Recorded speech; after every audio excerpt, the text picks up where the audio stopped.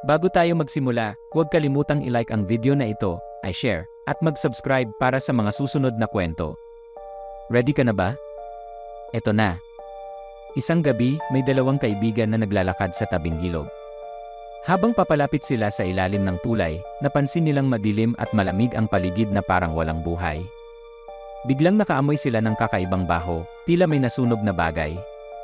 Nagpatuloy sila, pero nang tumingin sila sa isa't isa, napansin nilang may mga pulang ilaw na kumikislap sa dilim. Biglang may narinig silang yapak na dahan-dahang lumalapit mula sa ilalim ng tulay. Hindi nila makita kung ano pero kilabot ang naramdaman nila. Nang lumingon sila, may isang matandang lalaki na nakasuot ng lumang damit, nakatayo sa dilim. Pero ang mukha niya, parang hindi tao, laking lobong nakakasilaw ang mga mata. Anong ginagawa niyo dito? Ang sabi ng matanda na parang boses ng hangin. Hindi nakaramdam ng takot ang mga kaibigan, pero tumakbo sila papalayo.